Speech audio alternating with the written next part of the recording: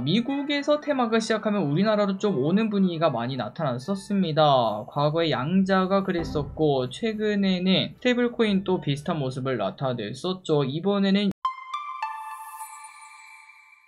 네, 안녕하세요. 주식은 역시 기리기리 새기리있습니다. 안녕하세요, 기리분들. 자, 그날이 왔습니다. 삼성전자가 65,000원을 그냥 돌파하고 3% 넘게 상승하는 모습을 보여주고 있는데요. 장 막판까지 흐름이 계속 이어가길 바라며 오늘의 경제 공부 빠르게 보도록 하겠습니다. 같이 공부하시죠. 렛츠 기릿. 자, 일단 먼저 공모주 어제 봤었죠. 한 번 더 확인하고 넘어가도록 할게요. 일단 첫 번째 NRB라는 공모주가 있고 오늘부터 내일까지 NH투자증권과 KB증권에서 진행을 합니다. 그리고 어제 올렸던 그 자료에서 약간 틀린 부분이 있었는데 최소 청약 금액을 2배로 말씀드렸더라고요. 21만원으로 말씀드렸는데 105,000원만 있으면 된다는 거. 그러니까 증거금 105,000원 이 부분이 바뀌었다는 거 참고하시면 될 것 같고 당연히 청약하시면 될 것 같습니다. 그리고 다음입니다. 프로티나라는 공모주 내일부터 다음주 월요일까지 진행하는데요. 이 친구도 당연히 우리가 청약을 해야겠죠. 그리고 어제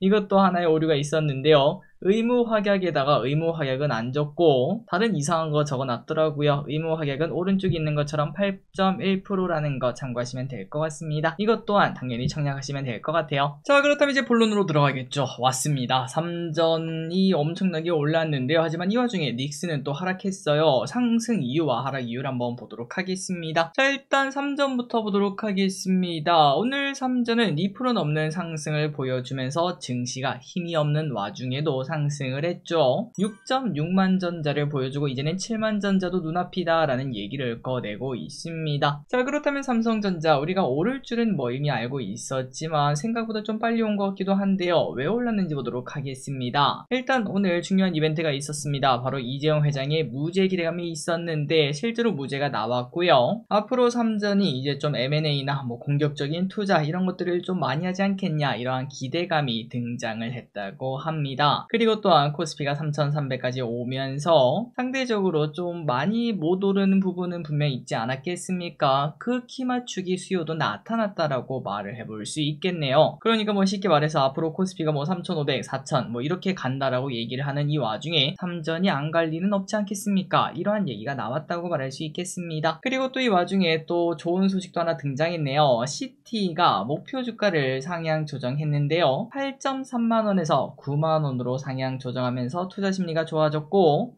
하반기 이익이 좋아질 것으로 예상한다고 합니다. 자, 그래서 삼전 이제 출발하는 걸까요? 일단 모두 7만 전자까지는 벨트 잡고 버틴 다음 그 이후부터는 이제 더 들고 갈까 그런 고민을 시작하시면 될 것 같습니다.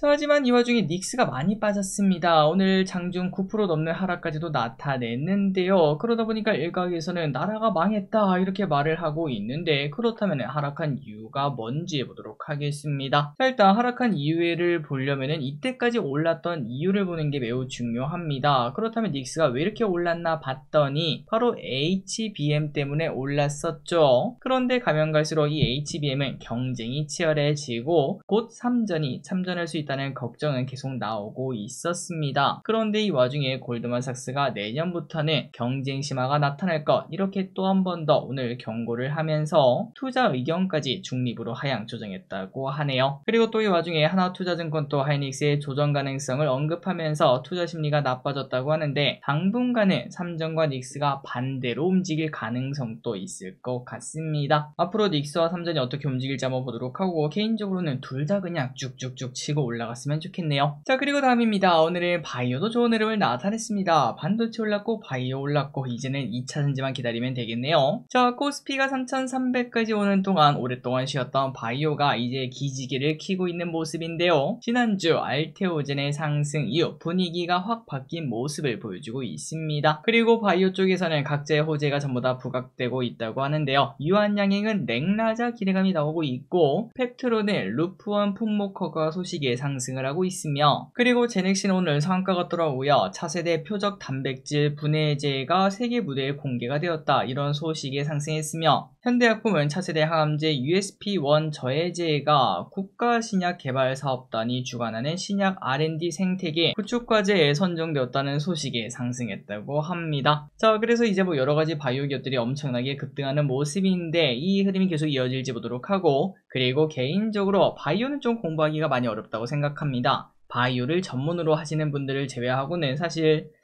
뭐가 좋대 그냥 뉴스 보고 하는 거 아니겠습니까? 그 공부를 따로 하기도 많이 어렵고요. 그런데 개인적으로 그거는 조금 위험할 수도 있다라고 생각해서, 개인적으로 이럴 때는 그냥 ETF로 접근한 게 어떻겠나라고 계속 생각을 해봅니다. 그래서 한번 제가 확인을 해봤습니다. 최근 3개월 동안 가장 많이 오른 이제 바이오 ETF가 뭔가 봤을 때 요 두 가지가 있더라고요. 코액트 바이오 헬스케어 액티브 ETF 요 친구랑 타임폴리오 K바이오 액티브 ETF 요 두 개가 거래 대금도 많은 편이고 최근 3개월 수익률이 가장 좋은 축에 속하는 친구들이었습니다. 요 두 개를 참고해 보시면 좋을 것 같습니다. 다음으로 한 가지 광고만 하고 넘어가도록 하겠습니다. 아마도 아시는 분들은 아실 텐데요. 저끼리 인스타를 하고 있습니다. 이제 인스타에는 가끔 이제 노랭이 보기가 좀 귀찮으신 분들도 많지 않겠습니까? 실제로 조회수를 봐도 노랭이 시간이 이 파랭이 시간, 지금 보시는 이거 뉴스 시간보다 조회수가 좀 덜 나오는 모습을 나타내는데요. 그런데 노랭이 시간을 깔끔하게 정리해서 인스타에 저는 올려드리고 있습니다. 그리고 가끔은 저끼리 이제 뭐 개인적인 사진 뭐 그런 것들도 올리는데, 혹시나 관심이 있으시면은 아래 댓글에 남겨드릴 테니까 인스타 팔로우 해주면 진심으로 감사하겠습니다. 다음입니다. 어제 미국에서는 파월 해임 임박 소식이 등장. 전일 미국 시장에서는 트럼프가 제롬 파월 연준 의장을 조만간 해임할 수 있다는 관측에 흔들리는 모습이 나타났었습니다. 외신에 따르면 트럼프가 공화당 의원들과 간담회에서 파월 해임에 대한 의견을 실제로 물었다고 하고 의원들이 찬성하는 모습도 나타냈다고 하네요. 그래서 이러한 소식이 나타나면서 30년물 금리가 5%를 뚫고 올라가는 모습까지도 나타났는데, 그런데 바로 또 트럼프 나와서 진화했습니다. 뭐 실제로 그렇게 될 확률은 그렇게 크지 않고 해임 가능성은 높지 않다, 이렇게 말을 하면서 국채도 그 다음에 증시도 안정되는 모습이 나타났다고 하네요. 다만 이 와중에 가면 갈수록 해임설에 대한 이야기는 솔솔 나타나고 있습니다.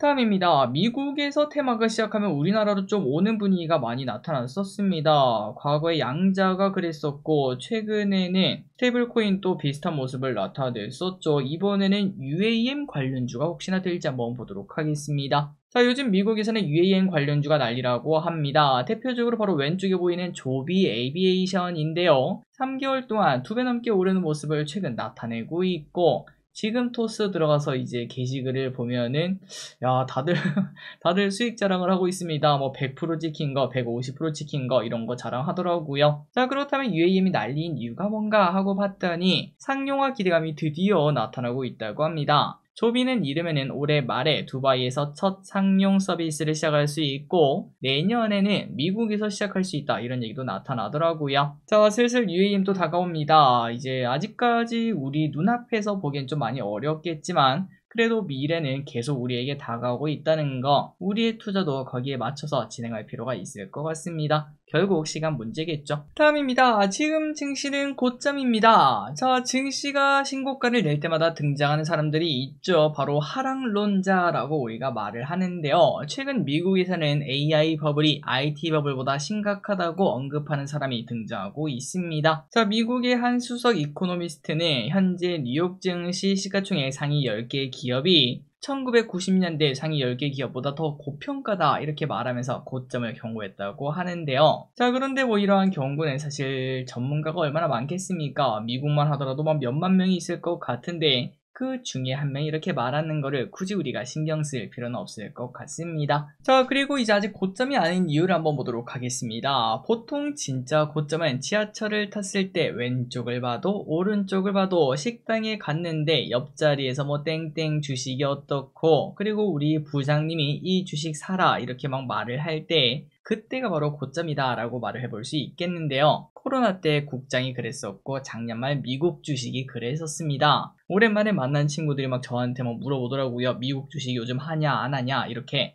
그런데 그때가 기가 막히게 고점이었죠. 자, 그렇다면 이러한 인간지표가 지금 또 나타나고 있을까? 일단 한번 투표를 해봤더니 아직까지는 최악의 상황은 아닌 것 같습니다. 예전처럼 이야기한다는 사람은 불과 17%밖에 안 된다라고 말씀하셨고요. 아직도 전혀 못 느끼겠다. 내 주변엔 주식 안 하나비요. 이렇게 말씀하신 분들도 25%나 되었습니다. 과거보다는 조금 늘어났다. 이렇게 말하는 사람은 58%라고 하니까 아직까지 인간지표가 나오진 않았다라고 말할 수 있겠네요. 다음입니다. 비가 너무 내려요. 자, 어제부터 수도권이랑 충청권 중심으로 전국에 비가 엄청 쏟아지고 있습니다. 지금 대구도 엄청나게 많이 오고 있는데요. 그런데 대구는 약과라고 합니다. 중부 쪽은 하천 범람이나 산사태 위험이 커지고 있으며 실제로 아파트 단지가 침수되고 사망 사고까지도 나타나고 있습니다. 자, 중요한 건 오늘 또 더 강한 비가 예보되어 있습니다. 기상청 말로는 시간당 30에서 50, 많은 곳은 80mm가 넘는 엄청나게 많은 비가 쏟아진다고 하는데요. 그리고 이 비는 주말까지도 이어질 수 있다고 하니까 모두 이제 야외 활동 계획이 있다면 조심하시기 바랍니다. 특히 지하 같은 곳도 조심해야겠죠. 다음입니다. 테마주의 끝은 빠르게 식는다. 코스피가 3,300을 코앞에 두고 있는 상황인데요. 울고 있는 섹터가 있다고 합니다. 그건 바로 대선 테마주, 그 중에서도 인맥주라고 하죠. 대선에서 이겼던 졌든 모두가 공평하게 하락했습니다. 이재명 테마, 윤석열 테마, 한동훈 테마 등등 전부 다 반토막은 기본인 수준이라고 합니다. 자, 그러다 보니까 주요 정치 테마주에서 물린 사람 비율을 보면은 95%가 넘는 사람들이 전부 다 물려있다고 하는데요. 기대분들 중에서는 물린 사람이 없기를 진심으로 바라고요. 항상 테마주는 기대감이 현실이 되는 순간에는 매도를 해야 된다는 걸 잊지 마시기 바랍니다. 그걸 우리는 보통 셀온이라고 말을 하고, 그렇기 때문에 우리가 이제 주식을 투자할 때는 불확실할 때 사서 확실할 때 팔자 라는 게 중요하겠죠.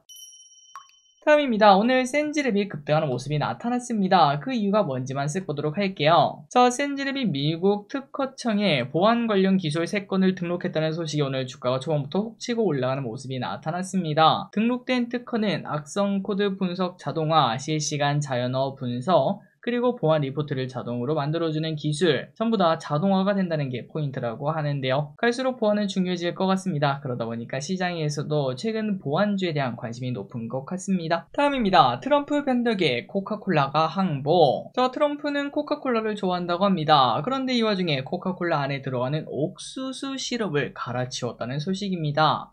이게 도대체 뭔 소리야 하고 제가 봤거든요. 그런데 원래 코카콜라에는 케인 슈가, 우리가 알고 있는 사탕수수 설탕을 당연히 넣는 편인데요. 그런데 최근 미국에서는 케인슈가 대신에 옥수수 시럽을 사용하는 경우가 많았다고 합니다. 그런데 트럼프는 이게 맛이 좀 변한 건지 이걸 싫어했다는 소식, 그래서 이제 계속 압박을 했나 봅니다. 결국 미국 내에서도 코카콜라가 옥수수 시럽 대신에 케인슈가를 다시 사용하게 되었다고 합니다. 진짜 트럼프는 대단하다라는 생각도 들더라고요. 마지막입니다. 우리나라 라면만 잘 나가는 게 아닌, 과거에는 해외 나가서 우리나라 소주를 발견하거나 과자를 발견하면 진짜 신기했던, 특히 라면이었죠. 와, 신라면도 파네 이랬던 적이 분명히 있었거든요. 그런데 요즘은 그건 당연한 거고, 최근에 오히려 가게 구석탱이에 있는 게 아니라 메인 매대에 위치한 걸 확인할 수 있다고 합니다. 그리고 그 중심에는 당연히 라면이 있을 것 같은데요. 그런데 이 와중에 음료 수출액도 무시할 수 없다고 합니다. 올해 상반기 음료 수출액이 무려 5,600억, 작년보다 4%나 증가했다고 하죠. 그렇다면 이 음료들 다 어디로 가나 봤더니 중국이 28%, 미국이 13%, 일본이 8%, 베트남, 캄보디아가 6에서 7%, 이 정도로 수출이 되고 있다고 하니까 갈수록 우리나라 음료를 다른 나라 사람들이 마시는 그런 모습도 발견했으면 좋겠네요. 자, 오늘의 공부 여기까지 끝났습니다. 항상 같이 공부해서 진심으로 감사합니다. 지금까지 기리셨습니다.